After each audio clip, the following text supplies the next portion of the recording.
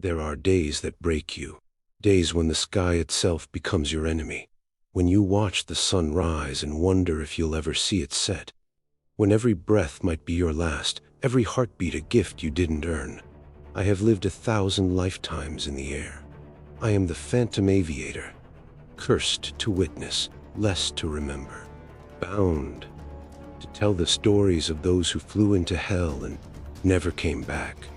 This is the story of Black Thursday, the day 300 bombers flew into the teeth of the German war machine, the day 60 of them disappeared from the sky, October 14, 1943, Schweinfurt, Germany, and this is how it felt to die at 20,000 feet. I could smell the fear that morning. It hung in the cold English air like fog, thick and unavoidable.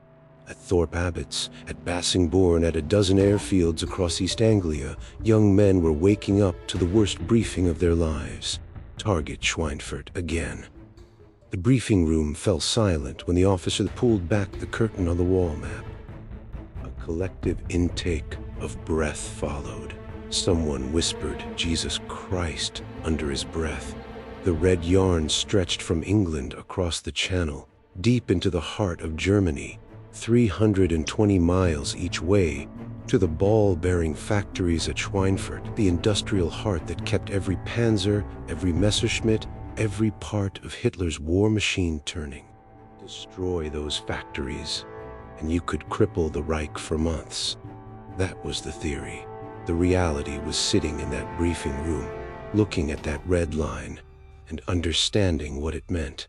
No fighter escort, not all the way. The P-47 Thunderbolts could take them maybe 100 miles in. Then their fuel would run dry and they'd have to turn back. After that, the bombers would be naked, alone, flying through the most heavily defended airspace in Nazi Germany. For 4 hours, I watched the faces of the men around me. These weren't hardened veterans. Not yet. Most of them had arrived in England just months ago. Farm boys from Kansas, college kids from California, mechanics from Detroit. Pilot of the bomber I'd be flying with, a B-17F called Thunderbird, was a 24-year-old named Robert Williams. His crew called him Rosie. He had kind eyes and a photograph of his wife tucked into his flight jacket. She was pregnant. He didn't know if it was a boy or a girl yet. He wouldn't live to find out, but I didn't know that yet. None of us did. 10:00 a.m., the first bombers began to roll. 291 B-17 Flying Fortresses, 60 B-24 Liberators, 351 heavy bombers carrying 3,510 men. The largest bombing raid ever mounted against a single German target. I climbed through the belly hatch of Thunderbird. I squeezed past the ball turret and took my position at the right waist gun. The wind was already screaming through the open window. At altitude, it would hit 50 below zero, cold enough to freeze your oxygen mask to your face, cold enough to give you frostbite through your gloves. The kid at the left waist gun couldn't have been more than 19. His name was Jimmy. He was from somewhere in Ohio. He kept checking his gun over and over, hands shaking. "First mission?" I asked. He nodded, tried to smile, failed. "Me too," I lied. "I've flown 1,000 missions. I've died 100 deaths. But for Jimmy, this was his first dance with the devil, and the devil was waiting." We lifted off at 10:17 a.m. The English countryside fell away beneath us. Green fields, stone walls, villages that looked like toys from altitude. We climbed, joined the formation, stacked up in combat boxes. Bombers packed so tight you could see the faces of the crews in the aircraft next to you. That close for a reason. Overlapping fields of fire, every gunner covering his neighbor. A defensive formation that had been bought with blood. Over the skies of Germany, alone, a bomber was a death sentence. Together, they were a fortress made of steel and desperation. We turned east, toward Germany, toward Schweinfurt. The last mission had cost 24% casualties. 1 in 4 bombers shot down. The crews knew the numbers. They'd seen the empty bunks, the personal effects packed up and shipped home, and they climbed into their bombers anyway. For the first 90 minutes, it was almost routine. The channel passed below, gray and restless. The French coast appeared, and with it, the first flak. Black puffs of smoke bloomed and faded. German 88mm guns firing from below. Most of it fell short. But you never got used to it. Each burst was a lottery. Each one could tear your wing off, punch through your fuel tanks, or turn your bomber into a fireball. We crossed into Germany at 1:38 p.m. That's when our fighter escort turned back. The P-47s wagged their wings, a final salute, and peeled away, diving back toward England before their fuel ran out. And we were alone in the sky over Nazi Germany, with 200 miles still to fly. Rosie's voice crackled over the intercom, steady despite everything. Eyes open, boys. Here they come. They hit us like a freight train made of fire and hate. 30 Messerschmitt Bf-109s came out of the sun, diving at 400 miles per hour, cannons blazing. Then 30 more, then 50. Then I stopped counting because the sky had become a nightmare of tracers and smoke and bombers exploding. The Germans had been waiting for this. They'd positioned every available fighter along our route. Bf-109s, FW-190s, twin-engine Bf-110s armed with rockets, even converted bombers carrying air-to-air bombs, weapons designed to fly into formations and detonate, taking out multiple aircraft at once. The Luftwaffe had learned from the last Schweinfurt raid. This time, they were going to bleed us white. There they come, 12 o'clock high. The first wave hit head-on. Classic German tactic, attack from directly ahead where the bombers' defensive fire was weakest. They came in line abreast, wings strobing with cannon fire.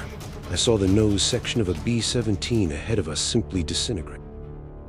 The entire front of the aircraft vanished in a flash of metal and blood. The bomber nosed over, fell out of formation, spinning down, trailing smoke and debris. No parachutes. 10 men gone in an instant. I swung my .50 caliber toward a 109 streaking past, led him, squeezed the trigger. The gun hammered against my shoulder. Tracer rounds reached out, seemed to connect. The fighter wobbled, trailing smoke, then was gone, swallowed by the chaos. No time to celebrate, no time to think. They were everywhere.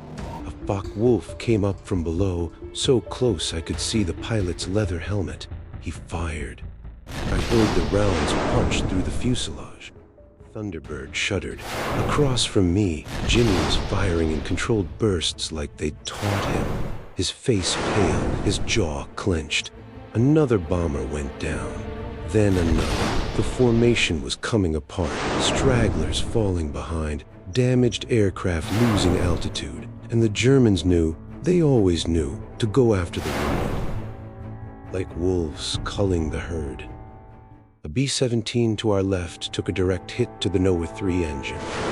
It exploded in a gout of flame, the entire wing catching fire. The pilot tried to hold it steady, tried to give his crew time to bail out.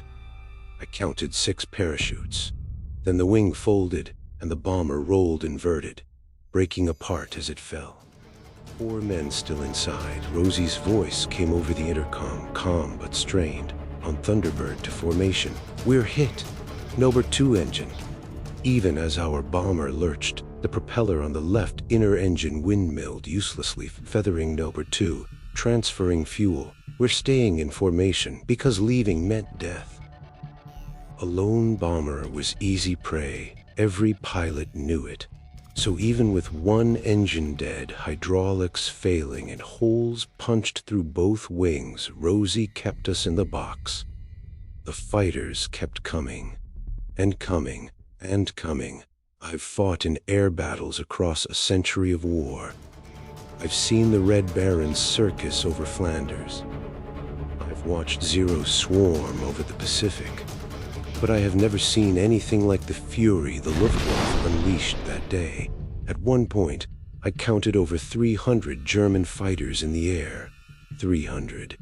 Against our bombers and their empty guns, a twin-engine Bf-110 launched rockets into the formation from 1,000 yards out. Smoke trails arced through the sky. One hit a B-24, exploding it like a string of firecrackers. Another passed so close to Thunderbird, I could feel the heat wash through the waist. Jimmy was hit. I didn't see it happen. One moment he was firing, the next he was on the floor, blood spreading across his flight suit. A 20mm cannon round had punched through the fuselage and caught him in the chest. I left my gun, crawled to him, pressed my hands against the wound. His eyes were wide, terrified. He tried to say something, but only blood came out. "Stay with me, Jimmy. Stay with me." But he was already fading. His eyes went distant, looking at something I couldn't see. He died there on the floor of the bomber, 19 years old, somewhere over Germany, never knowing what hit him. I closed his eyes, went back to my gun, because the fighters were still coming. We reached Schweinfurt at 2:54 p.m. The flak was a solid wall. German 88mm and 105mm guns fired on pre-calculated positions, filling the sky with shrapnel. The bombers had to fly straight and level on the bomb run.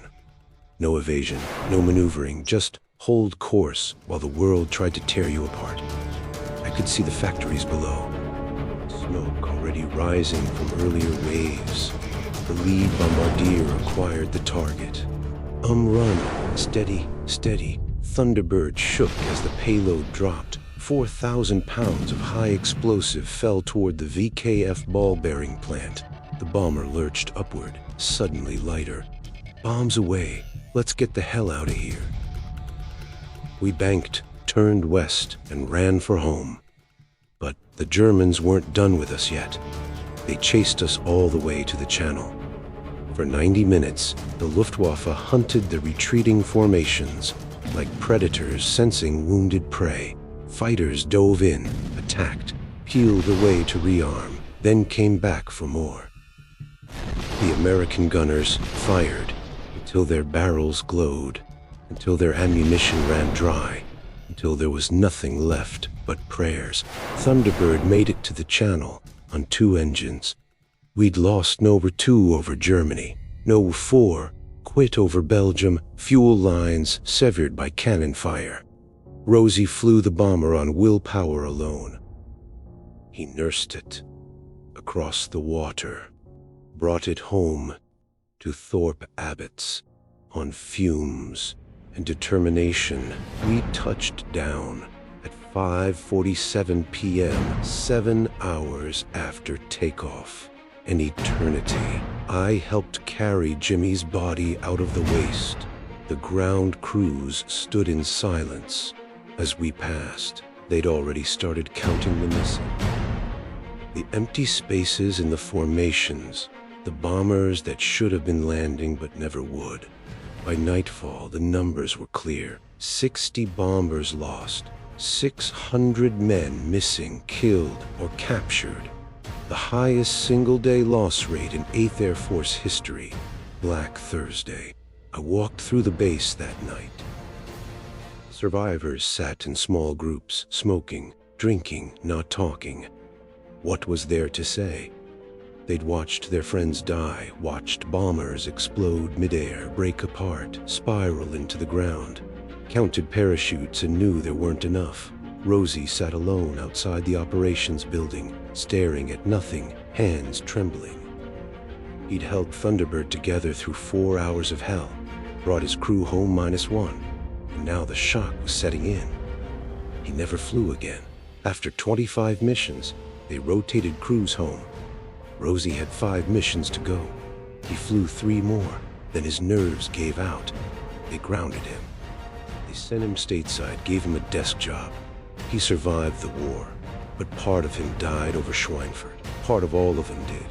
The ball-bearing factories were damaged. Production dropped by 38%. But the Germans dispersed their manufacturing, brought in new machinery, made up the losses within months. The cost? Unsustainable. Deep penetration raids into Germany were suspended. The 8th Air Force regrouped, retrained, waited for the P-51 Mustang, the long-range escort fighter that would finally tip the balance. But that was months away.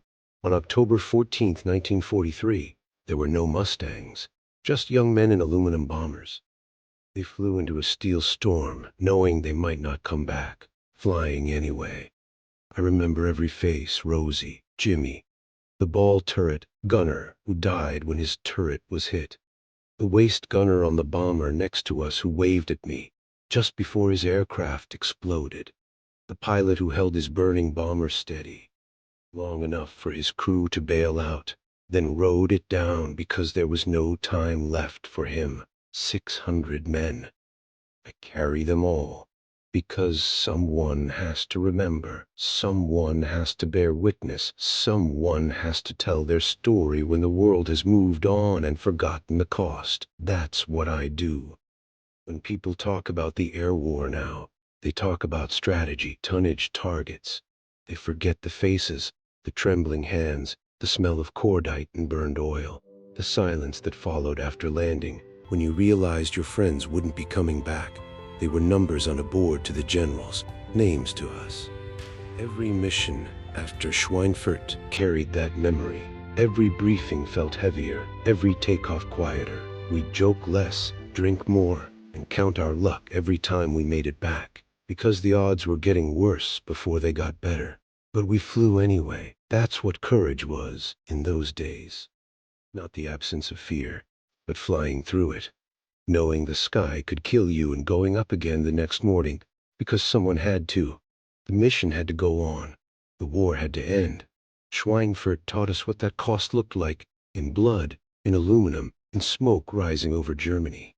Years later, when the war was finally over, I walked through the ruins of Schweinfurt. The factories were still there, rebuilt, humming again. The city quiet under the weight of history. I stood where our bombs had fallen and felt the same cold wind I'd felt that morning, Thor Babbitt's.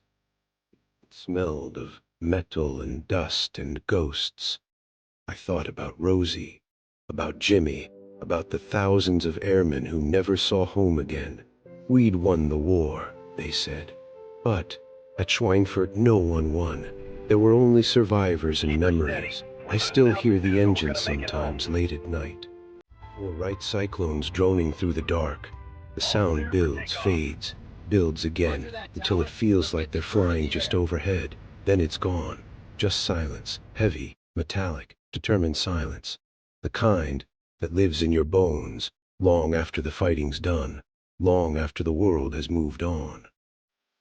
If you listen closely, you can still hear them. The distant hum of the bombers, the rattle of flak, the whisper of the wind over the channel. A sky full of ghosts still flying their last mission. And in that sound, a reminder courage isn't loud. It's quiet, steady, relentless. It's the sound of engines climbing into dawn, the glow of the horizon ahead, the knowledge that you might not make it back. But you go anyway, because someone has to, because duty demands it, because that's what it meant to fly in those days, to live and die among the clouds, to be one of the few who carried fire into the heart of the Reich, who faced the endless sky and didn't look away. The men of Schweinfurt did that, and though time fades everything, their story endures, etched into the clouds, whispered by the wind, carried on the wings of history. So remember them, not as heroes carved in stone, but as men, young, scared, determined, flying through fire, hoping to see another dawn. That's the story of Schweinfurt's steel storm. Not glory, not victory, just courage, cold, heavy, metallic courage, shining briefly against the dawn before fading into silence. You have been listening to Phantom Aviator, another sky, another story. Until next time, keep your eyes on the horizon.